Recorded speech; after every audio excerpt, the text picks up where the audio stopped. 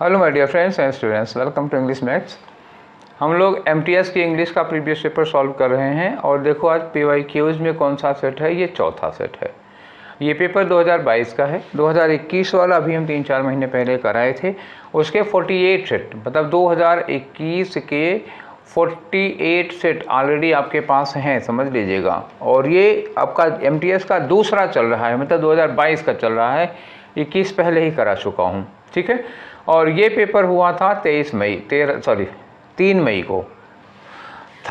को ये पेपर हुआ था। इसके पहले एक दिन और हुआ था 2 मई को, 2 मई को, जिसके 3 सेट हम आपको पहले ही करा चुके हैं, तभी तो आज चौथा सेट है ना। तो ये 3 मई 2023 को हुआ था। पहली शिफ्ट का पेपर है। पहली शिफ्ट का मतलब 9 से 10:30 बजे के बीच वाला पेपर है, ठीक है। इसके बाद दोपहर में हुआ था 12 से 2 में, उसके बाद शाम को 3:30 से 5 वाले में हुआ था। हर दिन 3-3 शिफ्ट हुए हैं, ठीक है। तो चलो शुरू करते हैं आज का डिस्कशन। पीडीएफ आपको डिस्क्रिप्शन बॉक्स में मिल जाएगा, लिंक दिया हुआ है। आप टेलीग्राम चैनल से ज्वाइन हो जाइए, परिवार का सदस्य बन जाइए, आपको रोज़ मिला करेगा, ठीक है। तो चलो स्टार्ट करते हैं आज का पहला डिस्कशन और देखते हैं कि आपका पहला क्वेश्चन कौन सा होगा। और ये रहा पहला क्वेश्चन। देखो कह रहे हैं यहाँ पे सब्स्टिट्यूशन बताना है किसका। ये दिया हुआ है एक statement, that can be seen through, मतलब कोई ऐसी चीज़ जिसके इस पार से उस पार तक दिखाई देती हो। That can be seen through मतलब ट्रांसपेरेंट, मतलब पारदर्शी। क्या चीज़ होगी? पारदर्शी होगी, जिसके इस पार से उस पार तक दिखाई दे। उसको क्या कहोगे? ट्रांसपेरेंट कहोगे, फिजिक्स में पढ़ा होगा। और वर्ड देखना चाहो देख लो, डिफटिगेबल। देखो फटीग एक वर्ड होता है, इसका जो रूट वर्ड है बेसिक वो क्या है? Fatigue, FATIGUE। फटीग का मतलब क्या होता है? थकान, ठीक है। अब इसी से समझिएगा ये क्या है? थकान है। तो थकान से फटीगेबल बना दिया। फटीगेबल मतलब थकने योग्य हो गया, एडजेक्टिव बन गया। और ये लिखा है डिफटिगेबल। डिफटिगेबल उसी में डी लगा के एक प्रीफिक्स लगा दिया, वर्ब बनाने के लिए इसको यूज कर दिया, ठीक है। फटीग थकान था तो DE लगा के उसको वर्ब बनाए हैं और ABLE लास्ट में लगा के एडजेक्टिव बनाए हैं। डिफटिगेबल का मतलब कोई ऐसी चीज़ जो आसानी से, जो बड़ी जल्दी थक जाती है, ठीक है ना। कोई पर्सन या कोई चीज़ जो बहुत जल्दी एग्जॉस्ट हो जाए, जो बहुत जल्दी थक जाए, डिफटिगेबल हो गया। ओपेक का मतलब क्या होता है? ओपेक का मतलब होता है जिसकी हम इस पार से उस पार नहीं देख सकते हैं। तो ये ट्रांसपेरेंट का क्या हो गया? एंटोनिम हो गया। That something we can not see through, जिसके इस पार से उस पार नहीं दिखाई देता, अपारदर्शी होता है, ठीक है। और रिवरेंट, देखो एक वर्ड है रिवर, REVER। रिवर का मतलब होता है रेस्पेक्ट या ऑनर होता है। तो रिवरेंट का मतलब होता है हम जिसका सम्मान करते हैं, रिस्पेक्टफुल हो जाता है, ठीक है ना।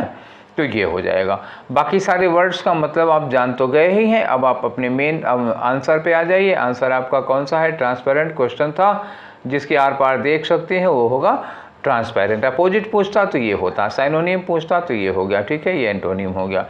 आगे आते हैं आपके क्वेश्चन नंबर 2 पर। क्वेश्चन नंबर 2 में क्या है? कह रहे हैं एरर बताओ एक। तो पढ़ लेते हैं जरा, देखिए। I ate a few brown rice this morning. आज सुबह मैंने थोड़ा सा ब्राउन राइस खाया था। ब्राउन राइस, अब ब्राउन को भी गोली मारो, क्या ले लो? राइस। राइस क्या है भैया? काउंटेबल या अनकाउंटेबल? ये अनकाउंटेबल नाउन है।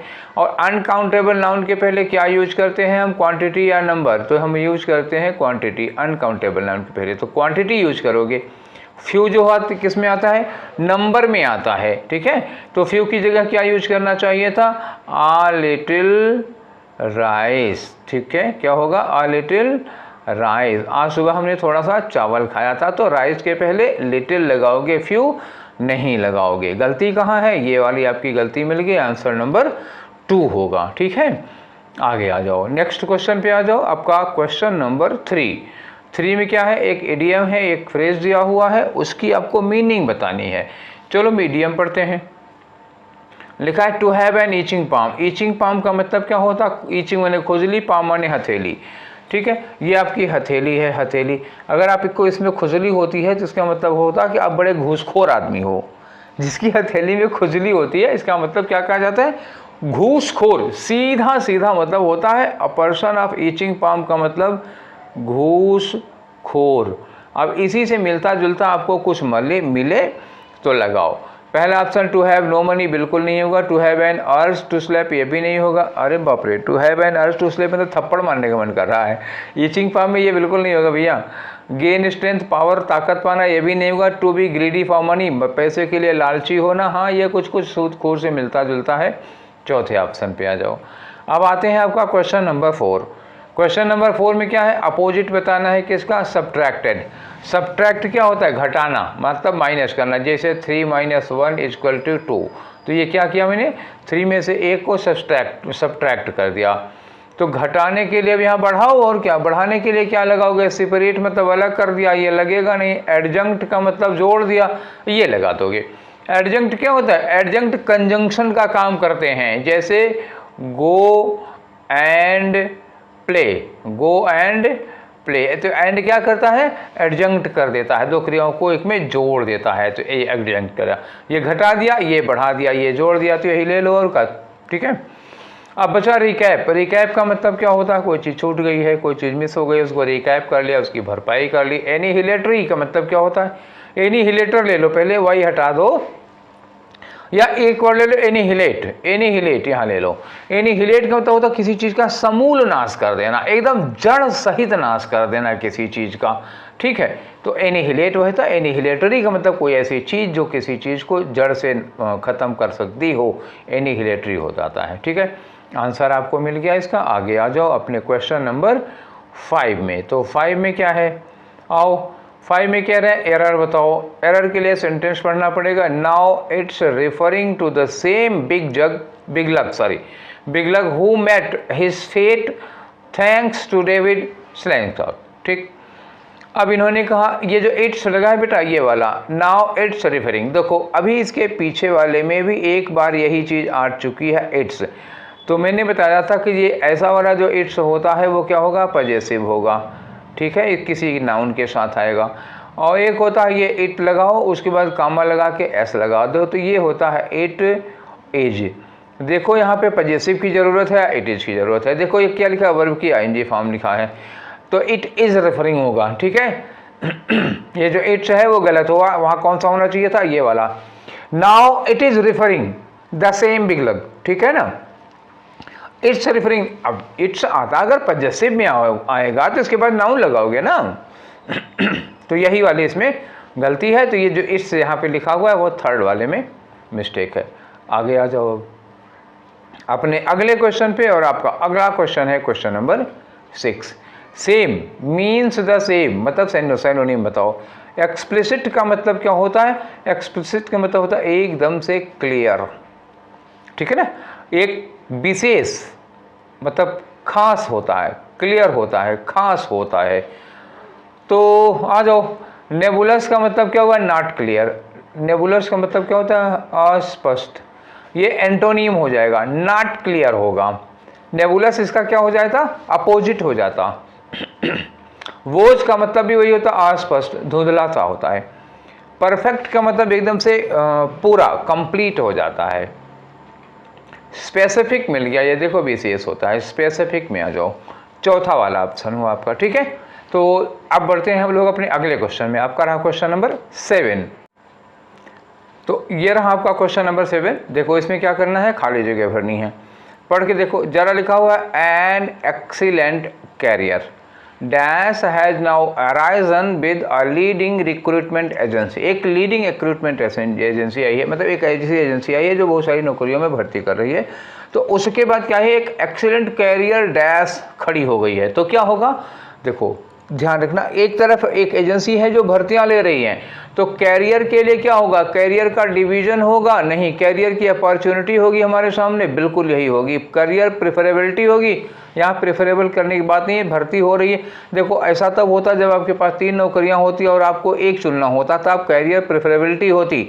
लेकिन आपको जब एक नौकरी चाहिए किसी भी तरह की, तो क्या हो जाएगा, ये होगा कैरियर की अपॉर्चुनिटी, प्रेफरेबिलिटी नहीं है। और सीवियरेंस का क्या होगा, सीवियरिटी से बना हुआ। सीवियरिटी का मतलब होता है कोई चीज़ बहुत ही तीक्ष्ण है, बहुत ही सीरियस है।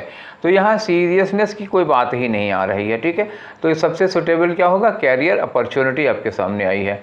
आगे आ जाओ क्वेश्चन नंबर 8 में। तो 8 में फिर से खाली जगह भरना है। तो we are getting support from, हमको सपोर्ट मिल रहा है, किससे मिल रहा है, dash number of textile traders. तो जो कपड़े के व्यापारी हैं, बड़ी संख्या में कपड़े के व्यापारियों से हमें बड़ा सपोर्ट मिल रहा है।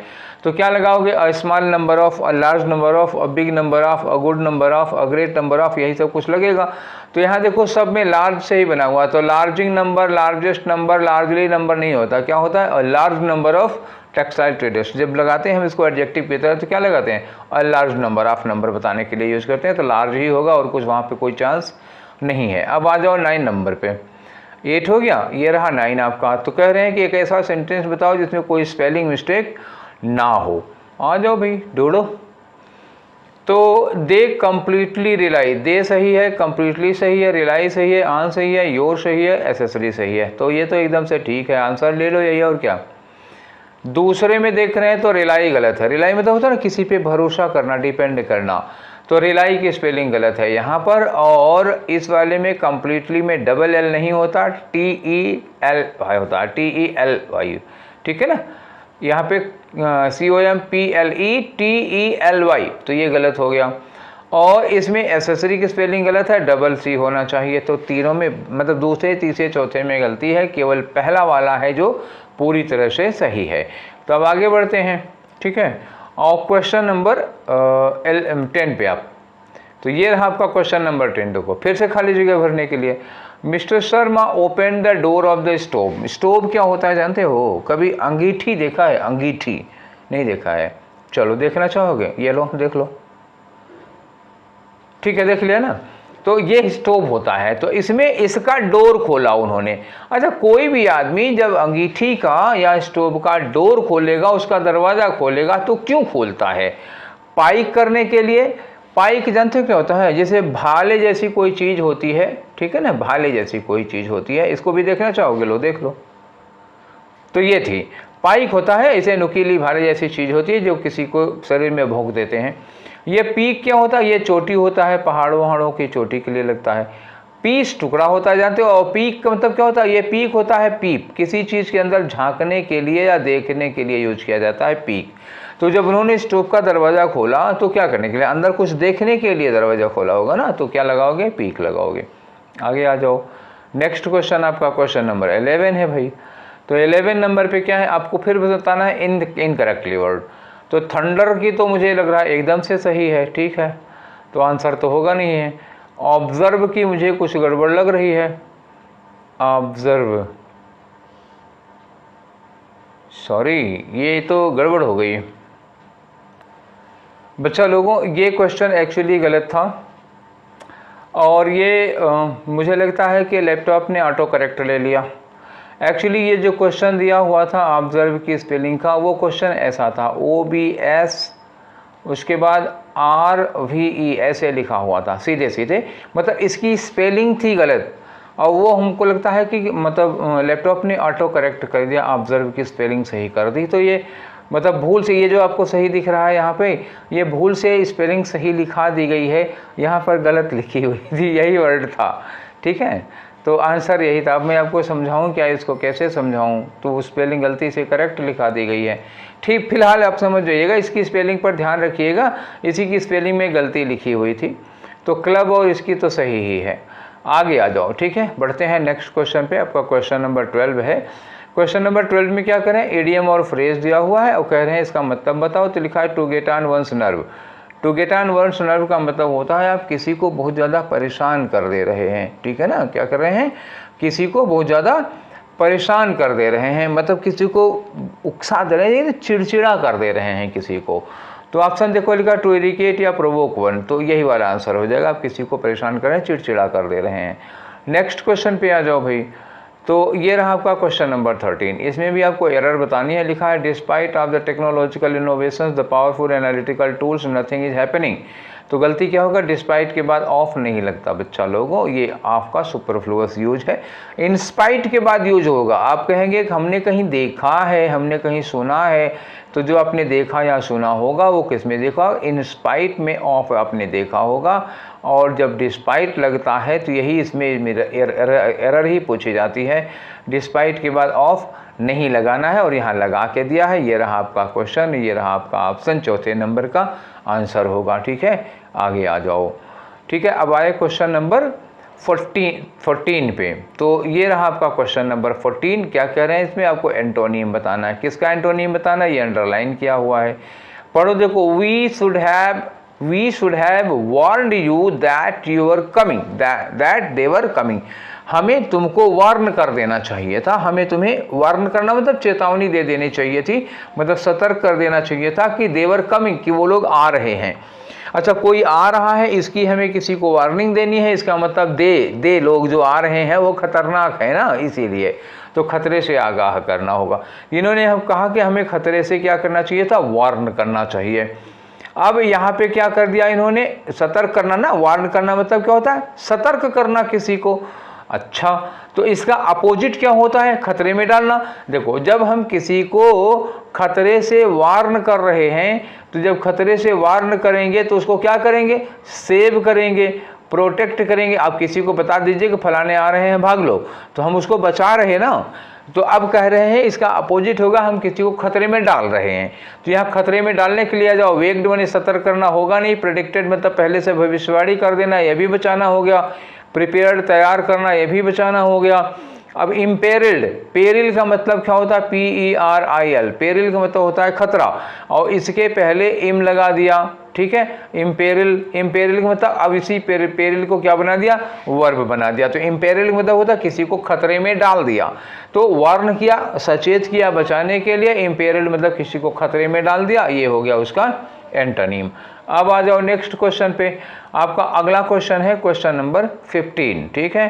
तो 15 रहा ये आपकी स्क्रीन पर। कह रहे हैं कि कौन सा वर्ड इनमें से इसको सब्स्टिट्यूट कर सकता है। सब्स्टिट्यूट क्या करना है, अ हाउस और शेल्टर फॉर डॉग, ठीक है, मतलब कुत्तों के रहने की जगह। तो एक बार और आ चुका है इस तरह का क्वेश्चन, मैंने बताया था कि कुछ लोगों के जैसे किसमें डेनवन या किसी का पूछा था कि इनके रहने की जगह, शायद गाय का पूछा था। तो ऐसे ही बहुत सारे जानवरों के रहने की जगह को क्या कहते हैं, जैसे खरगोश के रहने की जगह को हच कहते हैं, शेर के रहने की जगह को डेन कहते हैं, बहुत सारे ऐसे होते हैं ना।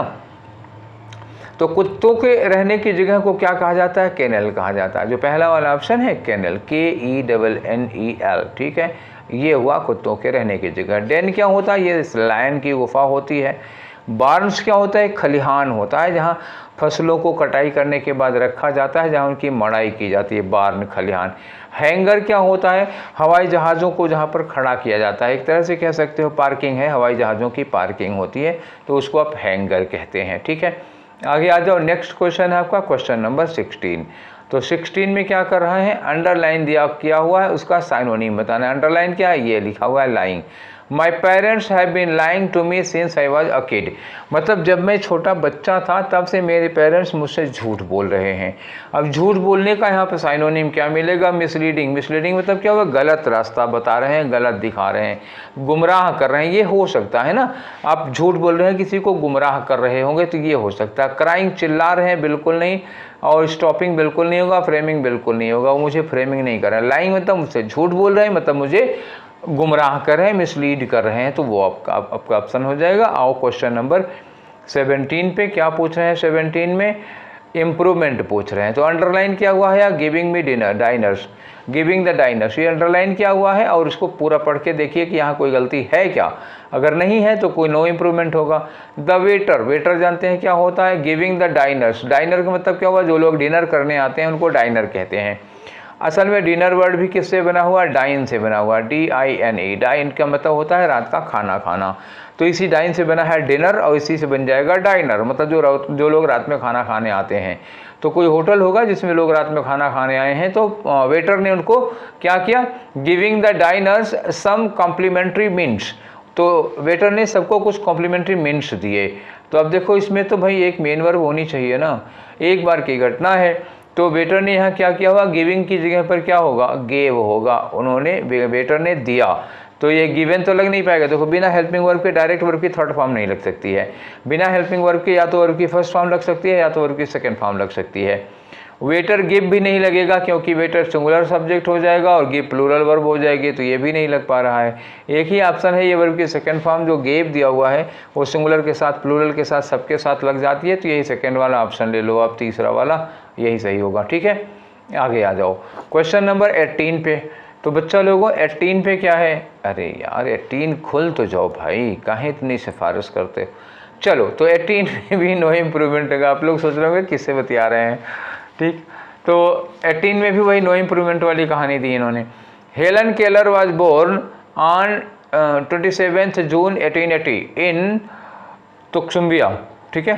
तो ये 1880 को तुस्कुम्बिया में पैदा हुई थी। अच्छा, ये जो बोर्न आपको दिख रहा है, इसमें कुछ आपको शंका लगी थी कि नहीं लगी? नहीं लगी होगी ना, ध्यान ही नहीं दी होगी कि बोर्न में ई लगा हुआ है। देखो वर्ब फॉर्म, मैं इसीलिए कह रहा हूँ, देखो बेटा बार बार मैं कह रहा हूँ कि मेरा एक वीडियो है वर्ब वाले में, वर्ब फॉर्म्स, उसमें 2 दिन मैंने लेक्चर दिया है वर्ब की फॉर्म पर। उसमें मैंने ये चीज़ बताई थी कि ये क्या गलती है। देखो आज आ रही है, रोज़ रोज़ आए दिन आती है वर्ब फॉर्म पे, तो उसको देख लो। उसमें इस तरह की और सारी चीज़ें होंगी, अभी तो मैं एक ही बता पाऊँगा ना। तो एक वर्ब है बियर, बियर की सेकेंड फॉर्म होती है बोर, और उसकी थर्ड फॉर्म होती है बोर्न, तो BORN होता है। एक और बियर होता है, BEAR होती है फर्स्ट फॉर्म में, बोर होता है सेकेंड फॉर्म में। कहोगे बोर कर रहे हैं, दोनों तो एक ही बात हो गई, लेकिन इसकी थर्ड फॉर्म अलग होती है, इसमें BORNE लिखा होता है। तो जिसकी थर्ड फॉर्म में बोर्न होता है BORN, ये होता है जन्म देना, ठीक है। और जो BORNE वाला होता है, ये होता है बर्दाश्त करना, ठीक है। कहते हैं ना I can not bear you, तो वही बियर, इस वाले बियर, बर्दाश्त करने वाले बियर की थर्ड फॉर्म में BORNE होता है, और जन्म वाले बोर्न में BORN होता है। तो यहाँ हेलन केलर वाज बोर्न, तो यहाँ बर्दाश्त करने के सेंस में नहीं, जन्म देने के सेंस में लगा हुआ है, इसलिए BORN होगा, BORNE नहीं होगा। आपका आंसर कौन सा हुआ? पहला वाला। आई थिंक क्लियर हो गया होगा। इस तरह की और भी वर्ब्स अगर जाननी हो तो वो वीडियो देख लो बेटा, ठीक है। आ जाओ, अब आते हैं आपके क्वेश्चन नंबर 19 में। तो 19 में क्या करें, देखो खाली जगह भरनी है। अ पेयर ऑफ यूरेशियन जेज, जेज जानते हो क्या होता है? जेज एक तरह की बर्ड होती है, नहीं देखे हो, देखना चाहते हो लो देख लो, नहीं दिमाग में बैठेगी नहीं तो देखो, देख लिया ना। चलो आगे बढ़ते हैं।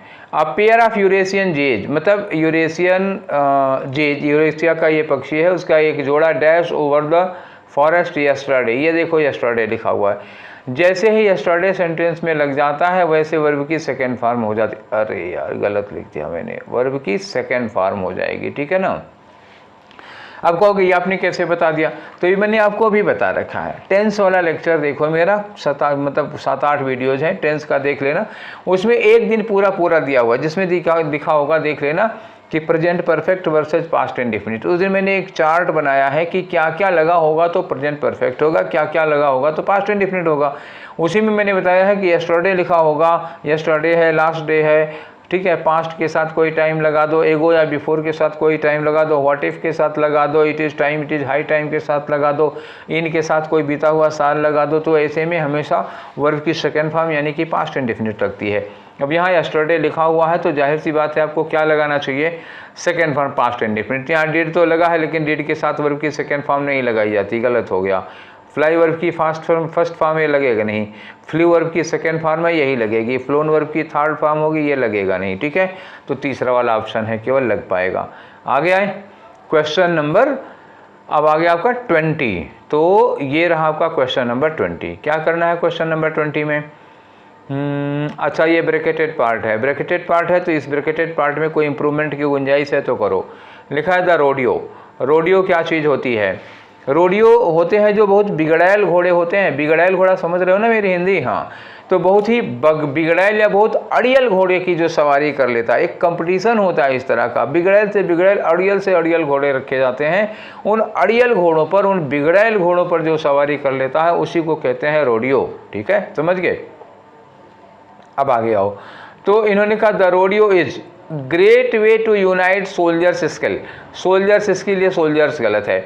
प्लूरल में अगर आ जाते हैं कोई नाउन, जिसे लिखा सोल्जर्स, ठीक है, सोल्जर्स लिखा, सैनिकों की स्किल की बात कर रहे हैं ना, सैनिकों में प्लूरल हो गया। अब इसका जब अपॉस्ट्रोफी बनाना होता है तो केवल कामा लगता है और ये वाला एस नहीं लिखा जाता जिसके लास्ट में एस आया हो, ठीक है। ये नाउन वाले में बताया हूँ। तो the rodeo is great way to unite soldiers skills and build esprit de corps. Esprit de corps ये फ्रेंच भाषा का वर्ड है, इसका मतलब अभी मैं बता देता हूँ, पहले यहाँ पे आ जाओ, गलतियाँ ढूंढ लो तो फिर मैं वहाँ भी आपको बता देता हूँ। तो ये सोल्जर्स गलत है भाई, ठीक है। यहाँ सोल्जर्स में क्या होगा, सोल्जर्स में एस लगा के ऊपर कामा लगाना पड़ेगा। एक गलती और इसमें है, ये लिखा है ग्रेट वे, तो वे क्या होता है, वे होता है सिंगुलर काउंटेबल नाउन, और सिंगुलर काउंटेबल नाउन अकेले कभी नहीं आता, खाली नहीं क्यों नहीं आता, इसके साथ एक डिटर्मिनर चाहिए, तो यहाँ होगा अ ग्रेट वे।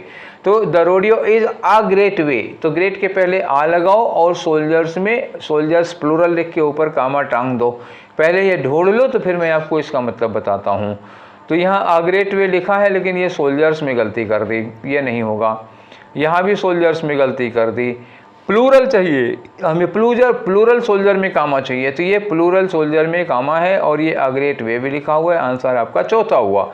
अब आपको उस वर्ड का मतलब बता दें, ठीक है। मन में गुदगुदी मच रही होगी ना कि बताए नहीं। स्प्राइट डी कॉप्स का मतलब होता है यूनाइटेड वी स्टैंड। क्या होगा, यूनाइटेड वी स्टैंड, एकता में शक्ति है, यही है यूनाइटेड वी स्टैंड, एकता में शक्ति है। तो इन्होंने वही कहा कि ये उनको सैनिकों को, मतलब ये चीज़ एक अच्छा रोडियो एक अच्छा तरीका है सैनिकों को उनकी स्किल और स्किल को इम्प्रूव करने के लिए और बिल्डअप करने के लिए। और यहाँ लिखा है यूनाइट एक करने के लिए, तभी यहाँ लिखा है स्प्राइट डी कॉप्स का मतलब हुआ यूनाइटेड वी स्टैंड, एकता में शक्ति है। अब आगे आ जाओ 21 से, तो 21 से 25 तक की कहानी तो आप ऑलरेडी जानते ही हैं कि इसमें क्या करना होता है। एक पैराग्राफ होगा, 5 ब्लैंक्स होंगे, उनके लिए 4 ऑप्शन होंगे, जहाँ जो सूटेबल होगा वो लगा दीजिएगा। और यहाँ देखो, ये देख 4 के चारों ऑप्शन स्लाइड्स है, स्लाइटर, स्लाइड, स्लाइटली, स्लाइटेस्ट। तो इसमें वर्ड तो आपको ढूंढना नहीं है, ग्रामेटिकल फॉर्म देखनी है कि नाउन लगाना है, एडजेक्टिव लगाना है, एडवर्ब लगाना है, वर्ब लगाना है, क्या लगाना है, वही बस देख लो, हो गया काम। ठीक है, आ जाओ। लिखा है the thought here is that, thought यहाँ पर ये है कि because saliva is dash alkaline, saliva जो होता है, जो हमारे मुंह में लार होती है, वो क्या होता है, वो थोड़ी सी अल्कलाइन होती है। स्टिमुलेटिंग इट बाय चिविंगम, तो चिविंगम चबा करके इसको स्टिमुलेट करना आफ्टर ईटिंग, खाना खाने के बाद। Dash help neutralise the acidity in your mouth, अगर आप खाना खाने के बाद च्युइंगम चबाते हैं और च्युइंगम चबाएंगे तो सलाइवा थोड़ा सा ज़्यादा स्टिमुलेट हो जाएगा और ज़्यादा सलाइवा आएगा। तो जो सलाइवा मुंह में निकलता है, चूँकि वो एल्कलाइन होता है, तो एल्कलाइन होगा तो मुंह की एसिडिटी को क्या करेगा, वो कम कर देगा, मुंह और गले की एसिडिटी को। ठीक, ये इन्होंने कहा। तो यहाँ पे क्या होगा, वो थोड़ा सा एल्कलाइन होता है। यहाँ क्या कहेंगे, कह रहे हैं कि ये ऐसा करने से आपके मतलब मुंह की एसिडिटी को कम करने में थोड़ी मदद मिल सकती है। तो यहाँ पे कैन वगैरह यूज कर लो। आगे लिखा 3rd नंबर पर dash a very small study, कह रहे हैं एक बहुत छोटी सी स्टडी की गई है, अध्ययन किया गया है। डिड डैश, डिड के साथ वर्ब की फर्स्ट बाउंड होगा और कुछ नहीं गया। Did dash some merit to this approach, एक स्टडी की गई है छोटी से, उसमें इस अप्रोच के समर्थन में कुछ एक सपोर्ट मिला होगा, सबूत मिला होगा। कह रहे हैं the size of the study, जो स्टडी की साइज है, मतलब बहुत पहले ही बता दिया ना, वो छोटी सी स्टडी की गई है, ये लिखा ना स्मॉल स्टडी। तो इन्होंने कहा स्टडी की जो कोई बहुत स्मॉल स्केल पर की गई है, इसलिए मेक्स इट डिफ़िकल्ट, जो उसकी साइज है वो ये कठिन कर देता है to dash any real conclusion, मतलब कोई एक रियल कोई वास्तविक कंक्लूजन निकालना थोड़ी मुश्किल हो जाती है, क्योंकि स्टडी बहुत छोटी थी, बहुत स्मॉल थी। ठीक है, तो यहाँ पे क्या होगा, निष्कर्ष निकालना के लिए क्या वर्ड आएगा, कंक्लूड, कंक्लूजन लिखा है तो कंक्लूड हो जाएगा। To reach any real conclusion होगा, टू ड्रा द कंक्लूजन होता है, टू मेक अ कंक्लूजन होता है, जो मिलेगा वो लगाया जाएगा और क्या।